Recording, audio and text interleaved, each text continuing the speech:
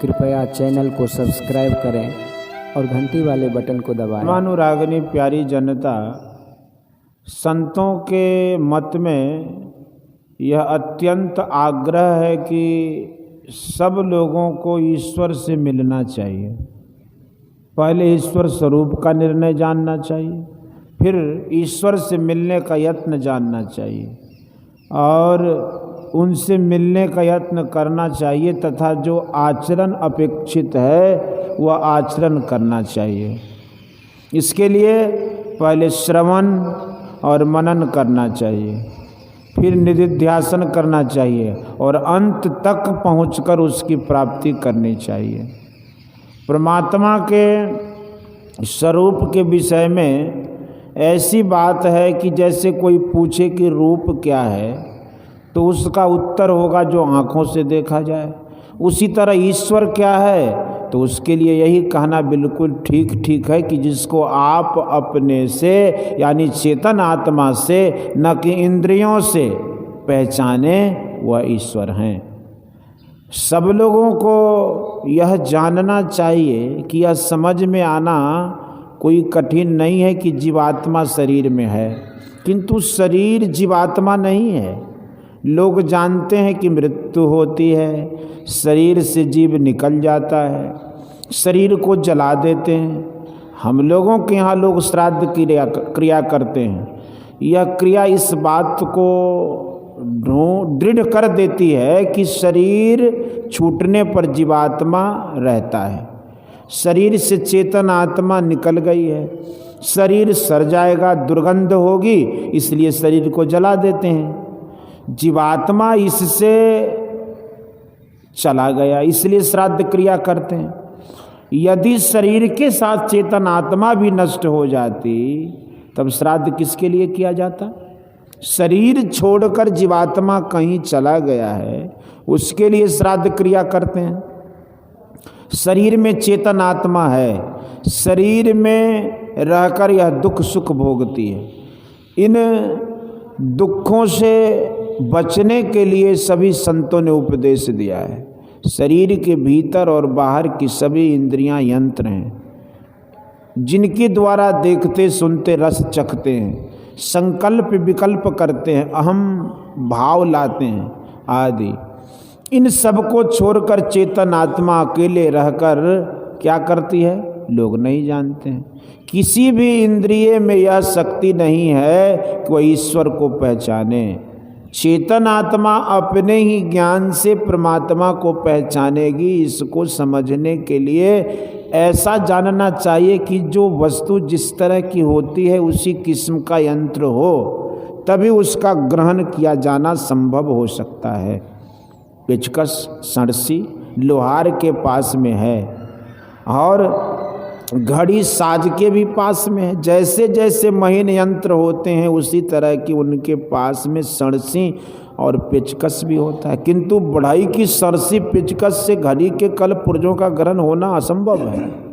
परमात्मा आदि यंत्र रहित असीम है, इससे अधिक और सूक्ष्म क्या हो सकता है? एक सेर बर्फ के ढेले को देखिए कितनी दूर व्यापक है, फिर एक सेर पानी को देखिए वो कितना व्यापक है। जो पदार्थ जैसे जैसे फैला उसी तरह सूक्ष्म भी हुआ। जो सबसे विशेष व्यापक है वह सबसे विशेष सूक्ष्म है। हमारी इंद्रियां बिल्कुल स्थूल हैं। ये हमारी मोटी मोटी इंद्रियां परमात्मा को ग्रहण करें संभव नहीं है। मन बुद्धि से भी ग्रहण नहीं हो सकता। परमात्मा को चेतनात्मा ग्रहण करे यही संभव है। यह बाहर का काम नहीं है। चेतन आत्मा इंद्रियों के संग में है, इसलिए सूक्ष्माति सूक्ष्म को इंद्रियों से नहीं पा सकती। मन और चेतन आत्मा इस तरह संग संग है जैसे दूध में घी रहता है।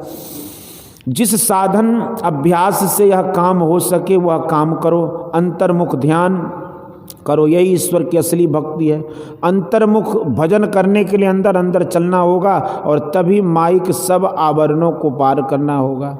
जागृत अवस्था से स्वप्न में जाने से पहले तंद्रा में जाना पड़ता है और उस समय कुछ कुछ ज्ञान भी रहता है और कुछ कुछ भूलते भी जाते हैं। ऐसी अवस्था में कोई जगा दे तो दुख होता है, क्योंकि उसमें चैन आराम मिलता है। अंतर के सरकाव में सुख है। यह प्रत्यक्ष नमूना है कि अंदर के सरकाव अंदर में सरकाव होता है, इसमें स्वाभाविक बात है कि अंदर के सरकाव में सुख मिलता है। चिंताओं को छोड़ो, अवश्य ही गुरु महाराज ने जो बताया वह याद रखो और सब कुछ भूल जाओ। ध्यान अंतर्मुख होकर करो। शरीर के जिस तल पर मन रहता है, सिमटाव होने से वहीं से उसकी ऊर्ध्वगति होगी। ऊर्ध्वगति होने से अंधकार से प्रकाश में जाएगा। वहाँ शब्द का सहारा मिलने पर विशेष ऊर्ध्वगति होगी। तब चेतन आत्मा से ऊपर जो इंद्रियों की पट्टी लगी उससे वह मुक्त हो जाएगी। तब वह अपने को और परमात्मा को भी पहचान लेगी। ऐसा ध्यान करो कि पूर्ण सिमटाव हो और सिमटाव में ऊर्ध्वगति हो। ऊर्ध्वगति में आवरण भेदन होगा और फिर परमात्मा की प्रत्यक्षानुभूति होगी। स्थूल, सूक्ष्म, कारण और महाकारण, ये चारों जरावरणों से पार उतरने पर तब वह स्वयं रहता है। सूक्ष्म रूप में, रंग में वह देखा नहीं जा सकता। चारों खोलों के अंदर जाने पर परमात्मा की प्राप्ति होती है। जहाँ अपनी पहचान होती है वहीं पर परमात्मा की भी। स्थूल मंडल का रूप अंधकार है। अंधकार से पार गुजरने पर प्रकाश पाता है। ब्रह्म के प्रकाश की ओर खिंच जाता है। इससे ज्योति का बड़ा आग्रह है। पहले ब्रह्म ज्योति का, फिर ब्रह्मनाद का सहारा होता है। संतों की ज्ञान का यही रहस्य है। संतों ने मनोनिरोध के लिए जो बतलाया वह बड़ा ही सरल है। नैति धोती करने की जरूरत नहीं है। भोजन उतना करो जितना पच सके। न बेसी खाओ, न कम खाओ, न बेसी सो, न बेसी जगो, मध्य में रहकर जगो, बैठो ध्यान करो। किसी नाम में विशेष महत्व है, किसी में कम, ऐसा नहीं। राम, कृष्ण, गॉड, अल्लाह सब एक ही हैं। जप करने के लिए ऐसा शब्द अवश्य होना चाहिए जो गुरु बतलावें। ऐसा जप करो कि मन भागे नहीं। एकाग्र मन से जप हो तो समझो कि मन बहुत बहका नहीं है, तब जप हुआ। फिर उसके एक रूप का ध्यान करो। जो जिस शरीर में रहता है उसके शरीर का ध्यान करो। पहले किसी एक पर श्रद्धा रखकर उसका ध्यान करो। कोई एक रूप बिना अंग प्रत्यंग के नहीं रहता। इससे ऐसा ध्यान करो कि जो अंग प्रत्यंग के बिना हो वही है बिंदु। यह भगवान का सूक्ष्म रूप है। पेंसिल की नोक जहाँ पड़े वही बिंदु होता है। स्थूल में पूर्ण सिमटाव होने से स्थूल ज्ञान से ऊपर उठ जाता है। भेद की बात किसी जानकार से जानो। वे जो कहें वैसा ध्यान करने के लिए बतलावें वैसा करो।